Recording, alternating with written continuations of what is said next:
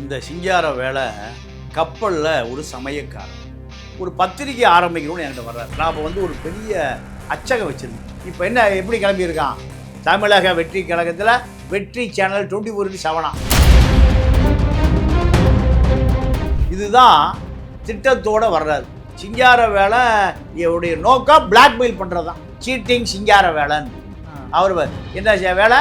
Seating சிங்கார வேலை. அப்போது விஜய் ஒரு வெற்றி சேனல் ஆரம்பிக்க போகிறாராம். நீங்கள் கொஞ்ச நாளாக காணாமல் போயிருக்கோம். இவர் எதுக்கு வர்றாருன்னா பூம்புகார் ஷிப்பிங் கார்பரேஷனுக்கு நான் தலைவராக. இப்போ இந்த பத்திரிக்கை அடித்தேன்னா பத்திரிக்கையை நான் ஏடிஎம் ஆட்களுக்கெல்லாம் போட்டு யார் டிரான்ஸ்போர்ட் மினிஸ்டரோ அவர்களுக்கெல்லாம் நான் அறிமுகமாயிட்டேன்னா இந்த பூம்புகார் ஷிப்பிங் 3 கப்பல் ஓடுது நிலக்கரி வாங்குறதுக்கு எடுக்கிறதுக்கு. இதில் நான் அந்த ஷிப்பிங் கார்பரேஷனுடைய தலைவராகிருப்பேன். பணத்தை எடுத்து தலைவராகிட்டேன்னா பல கோடி சம்பாதிக்கலாம். எல்லா டிஸ்ட்ரிபியூட்டரும் சென்னைக்கு வர சொல்கிறான். எல்லா டிஸ்ட்ரிபியூட்டரும் சென்னைக்கு வந்து ரஜினி வீட்டுக்கு முன்னாடி பாடை தூக்கும் போராட்டம் போயஸ் கார்டனில் மானத்தை கெடுத்து அதில் கலைப்புலி தானு தலையிட்டு தான் இவனெல்லாம் அடித்து விரட்டுறாரு இந்த அயோக்கிய பையன். இப்படி இவன் தொழிலை சீட்டிங் சிங்கார வேலை தான். ஏகப்பட்ட பாலியல் புகார் இருக்கு. பெண்களை வேலைக்கு எடுத்து முன்னணி சினிமா எடுக்க போகிறேன், சினிமா ஆஃபீஸ் எனக்கு தெரிய 3 ஆஃபீஸ் போட்டு தப்பிச்சு ஓடி போயிட்டான். பச்சைமுத்து, மதன், சைதையார், லிங்கால ரஜினி, திருமா தெரிஞ்சு 5 பெரிய பிம்பங்கள். தெரியாமல் எவ்வளோனே தெரியாது. இந்த மாதிரி சீட்டிங் சிங்கார வேலை. சத்யாவில் சுதந்திர தின சூப்பர் ஆஃபர். அனைத்து வீட்டு உபயோகப் பொருட்களும் மாபெரும் தள்ளுபடி விலையில் வாங்கிடுங்கள். Meriba paneer soda. I trust Meriba. Aachi masala. எந்த சமையலும் ருசி தேடும் ரகசியம் 20 ரூபாய். ஐயா வணக்கங்க. வணக்கம். ஐயா, தமிழக வெற்றி கழகம் கட்சி தொடங்கப்பவே அந்த கட்சிக்கான ஒரு செய்தி சேனல் உருவாகும் அப்படிங்கிறது ரொம்ப நாளாகவே சொல்லிட்டேன். வெற்றி நியூஸ்னு ஒரு சேனல் வரப்போகுது அப்படின்னு சொல்லிட்டு இருந்தாங்க. இப்போ அதோடைய லோகோ வெளியீட்டு விழா 20ஆம் தேதி நடக்க இருக்குது. வெற்றி நியூஸ் 24/7 அதில் அந்த நிகழ்ச்சி நல்லா பல்வேறு நபர்கள் போட்டிருக்காங்க. அதில் சேனல் மேனேஜிங் டைரக்டராக சிங்கார வேலன் அப்படின்னு சொல்லிட்டு சிங்கார வடிவேல் அப்படின்லாம் போட்டிருக்கு. இந்த சேனலுடைய தொடக்கம், அதோடைய மேனேஜிங் டைரக்டர், இவருடைய பின்னாடிலாம் என்னங்க?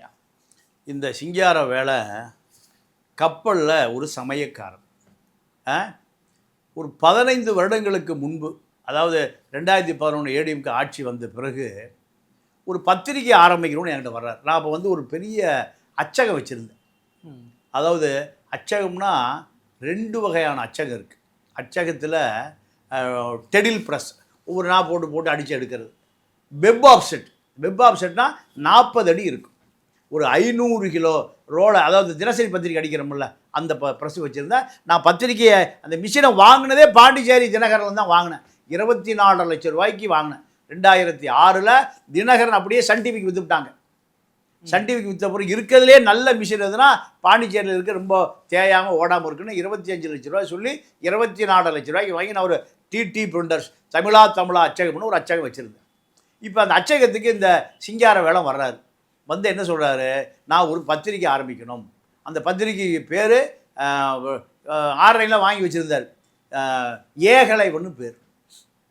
இவர் எதுக்கு வர்றாருன்னா பூம்புகார் ஷிப்பிங் கார்பரேஷனுக்கு நான் தலைவராகணும். இப்போ இந்த பத்திரிக்கை அடித்தேன்னா பத்திரிக்கையை நான் ஏடிஎம் ஆட்களுக்கெல்லாம் போட்டு யார் டிரான்ஸ்போர்ட் மினிஸ்டரோ அவர்களுக்கெல்லாம் நான் அறிமுகமாயிட்டேன்னா இந்த பூம்புகார் ஷிப்பிங் 3 கப்பல் ஓடுது நிலக்கரி வாங்குறதுக்கு எடுக்கிறதுக்கு. இதில் நான் அந்த ஷிப்பிங் கார்பரேஷனுடைய தலைவராகிடுவேன். பணத்தை எடுத்து தலைவராகிட்டேன்னா பல கோடி சம்பாதிக்கலாம். இதுதான் திட்டத்தோடு வர்றாரு. அப்போ அந்த பத்திரிக்கையை நான் தான் அடித்து கொடுக்குறேன்.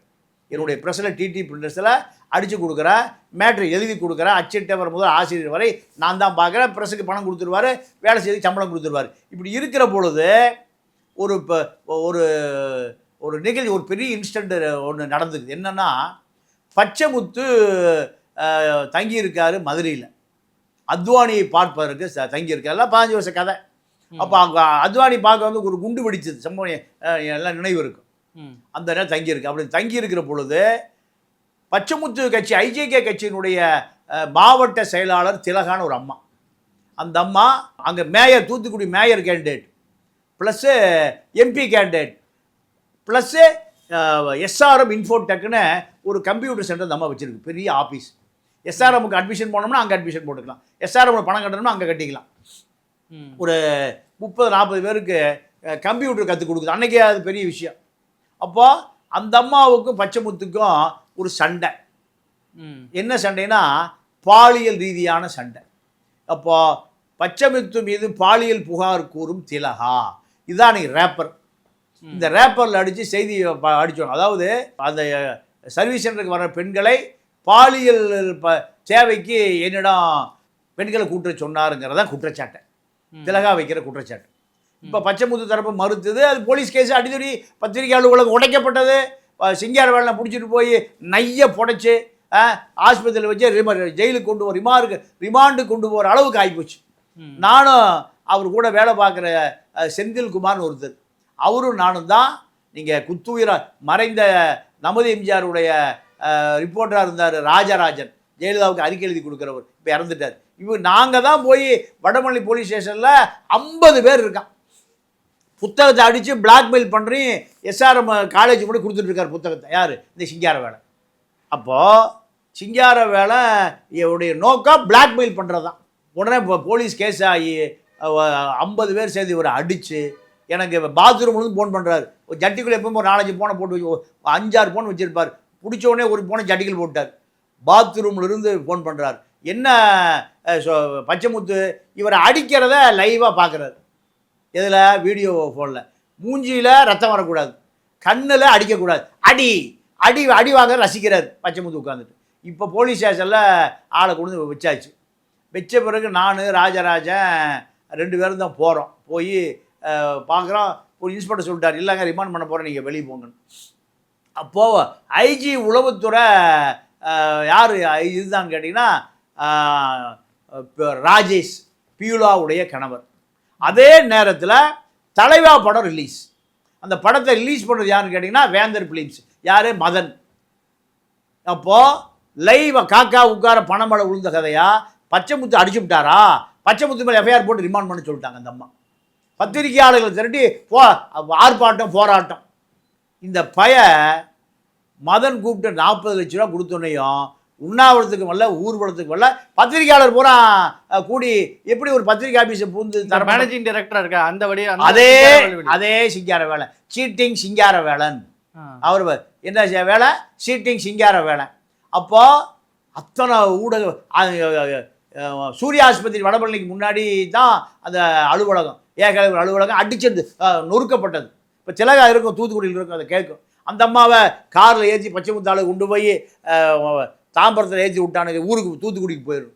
அந்த அம்மா அடுத்த பஸ்ஸை பிடிச்சி இங்கே வந்துருச்சு. அப்போது வழக்கு தொடுத்து தலைவா படம் வந்த நேரத்தில் உளவுத்துறையே வழக்கை தொடுக்க சொல்கிறாங்க. வழக்கு தொடுத்தா பச்சைமுத்து கைது தலைவா. அப்போ விஜய்க்கு அன்றைக்கே ஒரு நெருக்கடி, தலைவா படத்துக்கு டைம் டு லீட்ஸ், தலைமை தாங்க நேரம் வந்து விட்டது. அந்த படம் ரிலீஸ் ஆகிற நேரத்தில் இந்த இன்சிடென்ட் நடக்குது. காக்கா உட்கார பணமழை விழுந்த கதையா. அப்போ மிரட்டி பச்சைமுத்து மேலே எஃப்ஐஆர் போட்டு ரிமாண்ட் பண்ண சொல்லிட்டாங்க. உடனே இவன் என்ன பண்ணுறான்? 40 லட்சம் வாங்கிட்டு கேஸ் வாபஸ் வாங்குறான். வந்து பத்திரிகையாளர் பூரா முளையா அரைச்சிட்டு போயிட்டான். தேடி பார்த்தா ஆளே இல்லை. எல்லாம் என்ன திட்டுறானுங்க, இப்படி ஒரு சீட்டிங் பார்ட்டியை ஒரு பத்திரிகையாளர் அவன் பாதிக்கப்பட்டான், அதை காப்பாற்றுவது தான் நம்ம வேலையை தவிர அவன் இப்படி சீட்டிங்காக இருப்பான், சவுக்கு மாதிரி சீட்டிங்காக இருப்பான்னு எனக்கு என்னப்பா தெரியும். இப்படி அது முடிஞ்சு போச்சு. அப்புறம் எனக்கு அவனுக்கு தொடர்பே இல்லை. திடீர்னு பார்த்தா ரஜினி வீட்டுக்கு முன்னாடி பாடை தூக்கும் போராட்டம். லிங்கா படம் வந்து இவன் தஞ்சாவூர் டிஸ்ட்ரிபியூட்டராக அந்த ரைட்ஸ் எடுக்கிறான், தஞ்சாவூர் திருச்சி எல்லாம் எடுக்கிறான். இது பணம் கொடுத்தது ஒரு கப்பல் கேப்டன். நீங்கள் 2 கோடியோ 3 கோடியோ கொடுங்க, 5 கோடி லாபம் வரும். ரஜினி படம் லிங்கா பிச்சுட்டு ஓடும். இப்படி அவனை ஏமாற்றி, அந்த கப்பல் கேப்டனை ஏமாற்றி அது பல கோடியை வாங்கி அந்த படம் ஓடவே இல்லை, எல்லாம் படுத்துக்குச்சு. படுத்த பிறகு நான் ரஜினி மிரட்டி நான் வாங்கிடுறேன், எல்லா டிஸ்ட்ரிபியூட்டரும் சென்னைக்கு வர சொல்கிறான். எல்லா டிஸ்ட்ரிபியூட்டரும் சென்னைக்கு வந்து ரஜினி வீட்டுக்கு முன்னாடி பாடை தூக்கும் போராட்டம் போயஸ் கார்டனில் மானத்தை கெடுத்து அதில் கலைப்புலி தான் தலையிட்டு தான் இவனெல்லாம் அடித்து விரட்டுறாரு. ரஜினி விளவளத்து போயிட்டார். அத்தனை டிஸ்ட்ரிபியூட்டர்களையும் விநியோகஸ்தர்களையும் கூட்டு வந்து சென்னையில் வச்சு ரஜினியை மிரட்டி எல்லா பணத்தை திருப்பி வாங்கிடலாம். அப்போது இப்படி பணம் கொடுத்தா எல்லா படம் லாஸ் ஆகிற படம் கூட ரஜினி சொத்தை விற்று கொடுத்துட்டே இருக்க வேண்டியதான். ரஜினியை மிரட்டி ரஜினி தயாரிப்பாளரே அல்ல, அந்த லிங்கா படம் தயாரிப்பாளர் யாரோ ஒரு ஆள், அவன் வீட்டுக்கு போக முடியாது, அவன் ஜெயிலில் போட்டாலும் சரி ஜெயிலுக்கு போயிடுவான். இப்படி இந்த பிளாக்மெயில் ஆளு தான் இந்த சிங்கார வேலை. இப்போ அதே போல் நம்ம எம்ஜிஆர் பெருந்தொண்டர் சைதையார் இருக்கார்ல, சைதையாரை மிரட்டி காசு வாங்குறதுக்கு, சைதை துரைசாமி மிரட்டி காசு வாங்குறதுக்கு மனித நேயத்தின் மறுபக்கம் அவர் வீட்டை சுற்றி போஸ்ட் அடிச்சு விட்றான். அடிக்கிறது 500 புக்கு, போஸ்டோடவே 5000. அவரை இப்போ எத்தனை பேரை ஐஏஎஸ் ஐபிஎஸ் இந்தியா பூரா 2000-3000 பேர் இருக்கா அவர் வேலை சொல்லிட்டு. எம்ஜிஆர் வாழ்ந்ததை எம்ஜிஆர் எத்தனையோ இன்னைக்கு பல்கலைக்கழகங்கள் உருவானது காரணம் எம்ஜிஆர் தான். ஜெகத்ரட்சை யார் உருவாக்குனா? ஏசி சண்முகம் யாரு, விஸ்வநாதன் யாரு, ஜேபிஆர் யாரு, எங்க பாரு எம்ஜிஆர். 5 லட்ச ரூபா பணம் அந்த காலத்தில், 5 ஏக்கரா நிலம், ஒரு கல்லூரிக்கான அனுமதி. இதுதான் இன்னைக்கு தமிழ்நாட்டில் இவ்வளோ பெரிய ஆலமரமாக கல்வி வளர்வதற்கு காரணம் வித்திட்டவர் அந்த மாமனிதன் தான். இப்போ அவர் இன்னும் உயிரோடு இருக்காருன்னா அவர் மூலம் தான். ஜெராக்ஸ் கடை வச்சு ஃப்ரீயாக எடுத்துக்கினாரா எம்ஜிஆர் கூப்பிட்டு, என்னப்பா நானே யோசிக்கலையே. அந்த காலத்தில் எப்போ இதெல்லாம் 80களில் அவர் மனிதநேய அறக்கட்டளை மூலம் ஒரு பைசா வாங்காமல் அத்தனை சர்வீஸ் 2000-3000 பேர் இன்றைக்கி ஐஏஎஸ் ஐஆர்எஸ் ஐபிஎஸ் இருக்காங்க. அவரை போய் மனிதநேயத்தின் மறுபக்கம் மர்மத்தை போஸ்ட் அடித்து ஒட்டி அவர் தொலைச்சு விரட்டின பிறகு அவரை மிரட்டி காசு வாங்க போகிறான் இந்த அயோக்கிய பையன். இப்படி இவன் தொழிலே சீட்டிங் சிங்கார வேலை தான். சீட் கேட்டால் கப்பல்லாம் கேப்டனுக்குவான், கப்பல் முதலாளிக்குவான். ஏன்டா சமயக்காரன் என்னைக்கிடா கப்பல் வாங்குவான்? இப்போ ஏதோ ஷிப்பிங் இன்ஸ்டியூட்னு ஒன்று வச்சு நிறைய பேரை போலியாக சர்டிஃபிகேட்டை கொடுத்து கப்பலில் வேலை செய்கிறதுக்கு அனுப்புகிறான். இவனை இப்போ படித்து கிடிச்சு ஏதோ கப்பலில் குக்கிலேருந்து மாறி இப்போ என்னவா இருக்கா, ஏதோ 3வது கேப்டனோ 4வது கேப்டனாக இருக்கேன்னு சொல்லி இப்போ ஊரை ஏமாற்றிட்டு இப்போ என்ன தொழில், விஜய் ஒரு வெற்றி சேனல் ஆரம்பிக்க போகிறாராம். நீங்கள் கொஞ்ச நாளாக காணாமல் போயிடுவான். அதே போல் அன்பு தோழின்னு ஒரு படம் திருமா வச்சு பூஜை போடுறான். திருமாவளவன். ஆமாம், அவன் திருமாவுக்கே அல்வா. அன்பு தோழின்னு படம், மாவட்ட செயலாளர் பூரா பணம் வாங்கி உனக்கு ஒரு சீனு நீ மெயின் கேரக்டர் யார் அவன் அந்த காலத்தில் 5 லட்சம் 3 லட்சம் 10 லட்சம் கொடுக்குறான். அந்த படம் அன்பு தோழி இவரை வச்சு விசிகாவை வைத்து ஏமாற்றுவதற்கு நடத்தப்பட்ட நாடகம். அது நடக்கவே இல்லை, செக் பண்ணிக்கங்க. எல்லா கதையும் வன்னியரசுக்கு தெரியும், அது என்ன ஆச்சுன்னே தெரியல. இப்போ அதே போல தான் பச்சைமுத்து, மதன், சைதையார், லிங்கால ரஜினி, திருமா தெரிஞ்சு 5 பெரிய பிம்பங்கள், தெரியாமல் எவ்வளோன்னே தெரியாது.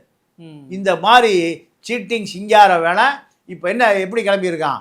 தமிழக வெற்றி கழகத்தில் வெற்றி சேனல் 24/7 எல்லா அமைச்சர்களும் வர்றாங்க.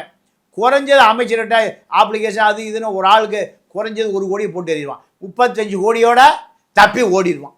இதுதான் நடக்க போகுது. கடைசியாக வெற்றி சேனலு தோல்வி சேனலாக மாறப்போகுது. இப்போ எங்கே இனாகரேஷனு லீ மெரிடியனில் கண்டிப்பாக இதை புஷ்ஷிட்ட ஒரு பெரிய அமௌண்ட் வாங்கியிருப்பான்.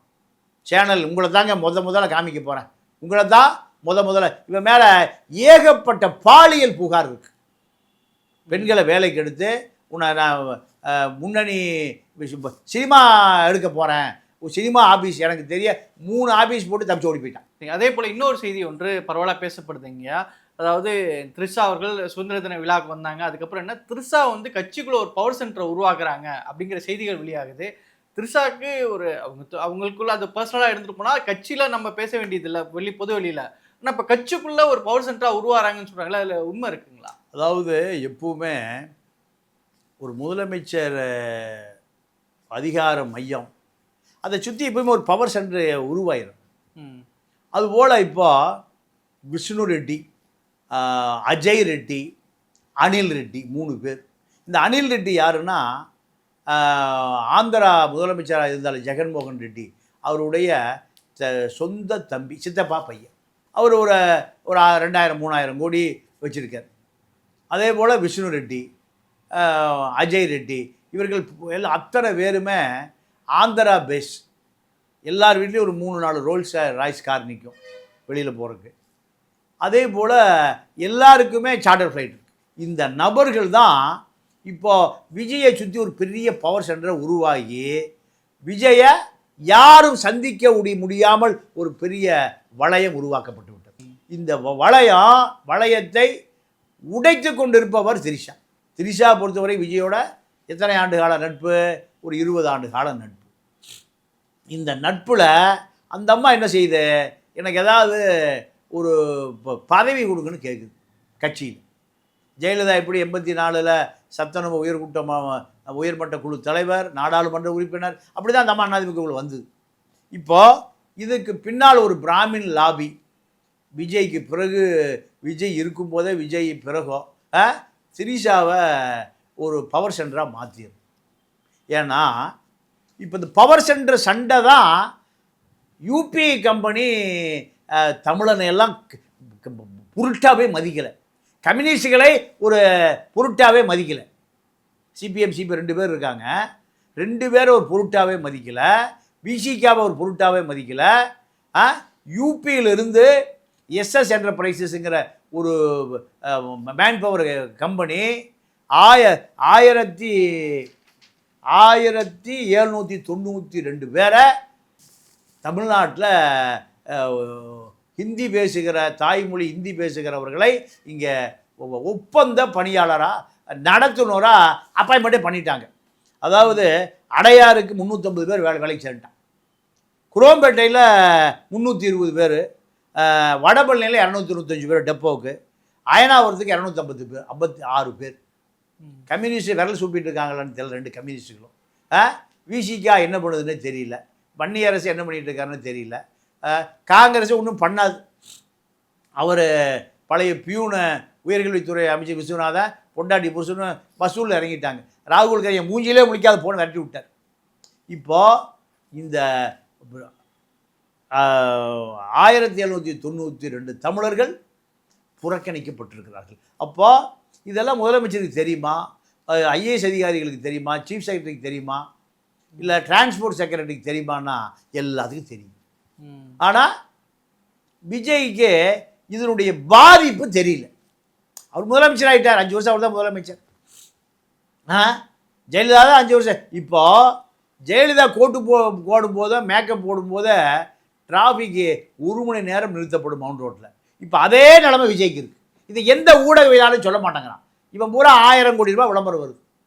அதே போல் கூட்டணி கட்சியை சார்ந்தவர்கள் நான் விமர்சனம் பண்ணலை, குறைந்தபட்ச அறிவு இருந்தால் அவர் 4 நாளைக்கு சொல்லணுமா இல்லையா? உன்னால் டிராஃபிக் 1 மணி நேரம் ஜாம் ஆகுது, 60 வண்டி வர்றதுக்கு முன்னாடி நிறுத்திடுறான். கர்ப்பஸ்திரி நிற்கிறான், பள்ளிக்கூடம் போகிறோம்மா, பள்ளிக்கூடம் வேன் நிற்கிது, அலுவலகத்துக்கு போகிறோம் நிற்கிறான். ஈசிஆரில் 1 மணி நேரம் டிராஃபிக் ஜாம். ட்ரம்ப் வந்தால் கூட மோடி வரும்போது கூட நிறுத்தலை. இப்போ இதெல்லாம் கூட்டணி கட்சி பொறுக்கி தீங்கிறதுக்கு தான் இருக்கானே தவிர உண்மையை சொல்வதற்கு ஒருத்தர் இல்லை.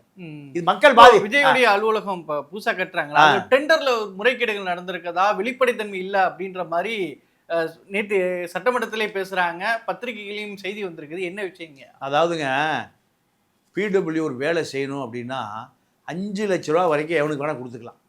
5 லட்ச ரூபாய்க்கு மேலே டெண்டர் போடணும். அரசு சொத்தல்ல, யாரு குறையா கொடுக்குறீங்க இதே வேலையை? ஒருத்தர் 4.5 லட்சம் கொடுப்பான், ஒரு 4 லட்சத்துக்கு கொடுப்பான், ஒருத்தர் 5 லட்சத்துக்கு கொடுப்பான். எது ஒப்பந்த புள்ளி குறைவாக இருக்கோ தரமான வேலை, இதை முடிவு செய்வதற்கு ஒரு குழு இருக்குது. அந்த குழுட்டே போல 5 கோடி ரூபாய் வேலை ஆரம்பிச்சிட்டாங்க. அப்போது பிடபிள்யூவில் ஏதோ ஒரு ரெட்டி உள்ளே இருக்கான், வேலை செஞ்சு முடிச்சுட்டு அப்புறம் நம்ம எது ஒப்பந்த புள்ளி போட்ட மாதிரி ரெடி பண்ணிக்கலாம். இதை முதலமைச்சருக்கு நெருக்கமில்லாத ஒரு நிறுவனம் இதை செய்ய முடியாது. இப்போ 1792 பேர் வந்த கதையும் இப்படி தான். 5 கோடி ரூபாய்க்கு ஒரு அறையை நவீனப்படுத்துவதற்கு என்ன இருக்குது? காமராஜர் அந்த அறையில் இருந்திருக்கார், சொகுசாக இருக்கிற ஜெயலலிதா அந்த அறையில் தான் இருந்திருக்கேன். அந்த அம்மா போயஸ் கேட்டால் ஒரு 500 இடிச்சு 500 கட்டியிருக்கு. மார்பிள் இருக்கும், அப்புறம் மொசைக் இருக்கும், அப்புறம் இட்டாலியன் மார்பிள் வரும், அப்புறம் பெல்ஜிய மார்பிள் வரும். அதே அந்த அம்மாவே அந்த வீட்டில் இருந்தது. ஹிலாரி கிளின்டன் ஜெயலலிதா சந்திப்பு அங்கே தான் நடந்தது. ஹிலாரி கிளின்டன் ஜெயலலிதா சந்திப்பு அந்த ரூமுக்கு வந்த எனக்கு தெரிஞ்சு நான் பார்த்ததில் ஹிலாரி கிளின்டன் தான். அந்த சந்திப்பே அந்த அறையில் தான் நடந்தது. இப்போ 5 கோடி ரூபாய்க்கு மக்களுடைய வரிப்பணத்தை ஒரு ரூமை டெக்கரேட் பண்ணுவதுக்கு செலவு பண்ணுறீங்கன்னா சினிமா உள்ளே புகுந்துருச்சு. இல்லை சினிமா காரணமா ஜோசியக்கார காரணமா? ஜோசியம் காரணம், ஜோசியத்தோட சினிமா தான் காரணம். அவன் வக்கிஷ்டவன் யாரு? அந்த ராதன் பண்டிட்டுக்கு வெற்றிவேல் கிளிஜோசியன், ஊத்துக்குழி கிளிஜோசியன். நான் தான் முதல்ல அவனை அம்பலப்படுத்தினது. ஜெயலலிதா உலகத்தையே ஜெயலலிதா ஏமாத்தோம். ஜெயலலிதாவை அவன் ஏமாத்திட்டு போயிட்டான். உலகத்தையே சீட்டிங் பண்ணுறாலும் சசிகலா, அதையே சீட்டிங் பண்ணிட்டு போய் சிங்கப்பூர் ஒளிஞ்சிருந்தா ஒரு பொண்டாட்டி மர்மமாக செத்து போச்சு. இதெல்லாம் தெரியுமா விஜய்க்கு? இல்லை இப்போ அந்த காலத்தில் எம்ஆர் ராதா வசனம் மாதிரி மண்ணா மும்மாறி பெழிந்தது. எப்போ பொழிஞ்சா என்ன, எப்போ மழை பெஞ்சானா, எப்போ இருட்டா என்ன, சரக்கை ஊத்துறா, டான்ஸை போடுறா அந்த காலத்து ராஜாக்கள். அதே போல தான் இப்போ நடக்குதா? 5 கோடி ரூபா ஒப்பந்தமே டெண்டர் கொடுக்காம கட்டுறீங்கன்னா நாட்டில் 5000 கோடி ரூபா கதையும் அப்படி தான் ஓடும். இப்போ சிரிஷா ஒரு அதிகார மையம், அதை உடைக்கிற விஷ்ணு ரெட்டியார் குரூப் ஒரு அதிகார மையம். ரெண்டுக்கும் இப்போ வார், கோல்டன் வார். ஜெகதீஷ் பழனிசாமி கூப்பிட்டு அப்பா அடிக்கடி திரிஷாவோட தொடர்பு ஏற்படுத்தாத. யார்? ஜெகதீஷ் பழனிசாமிக்கு இந்த விஷ்ணு ரெட்டி கும்பல் டைட் பண்ணுது. அதை மீறி அவர் அந்த அம்மாவோட பழைய நடிகை தோழி, நம்ம அதுக்குள்ளே ரொம்ப டீப்பாக போக வேண்டாம். இப்போ நான் எங்கே இந்த நாடு பாதிக்கப்படுதுன்னா power centre, 2 power centre. Reddy power centre ஒன்று, இந்த பக்கம் ஐயர் பவர் சென்டர் ஒன்று. முதலமைச்சராக பதவி இருக்கிற அன்னைக்கு விஜய் சொன்னார், என்னுடைய கட்சியில் எந்த பவர் சென்டரும் கிடையாது, நான் மட்டும்தான் அப்படின்னு சொன்னார். அப்போ அதுக்கு நேர்மாறாக போயிட்டு இருக்கு. ஆமாம். ஒரு உயர்நீதிமன்ற நீதிபதி, ஒரு பெண் நீதிபதி நம்ம ட்வீட் போட்டிருக்காங்க. நீங்கள் கொடுத்த வாக்குறுதிகள்லாம் தலைகீழ போயிட்டுருக்கேன்னு அந்த அம்மா ட்வீட் போட்டிருக்காங்க. இப்போ இதுக்கு நடுவில் இது போன்ற கருத்து சொல்லுகிறவர்களை கேவலமான நரகல் நடையில் பேசுவதற்கு ஜெகதீஷ் பழனிசாமி ஒரு பெரிய ஒரு 50 பேர் கொண்ட ஒரு குழுவை வச்சுருக்கார். எவனா இந்த கவர்மெண்ட் இந்த அரசை எதிர்த்து ட்வீட் போட்டாருன்னா அவங்க அம்மாவையெல்லாம் இழுத்து, சகோதரியெல்லாம் இழுத்து, எவ்வளோ கேவலமாக இருக்கான்னு பாருங்கள். சகோதரி, தங்கச்சி, அம்மா எல்லாத்தையும் இழுத்து ட்வீட் போடுறான் பாருங்கள். உங்களுக்கு அனுப்பிச்ச பார்த்தீங்களா?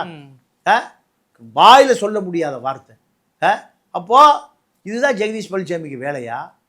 இதுதான் ஆதவர்ஜனா வச்சுருக்கிற அப்போ வாய்ஸ் ஆஃப் காமனுக்கு வேலையா?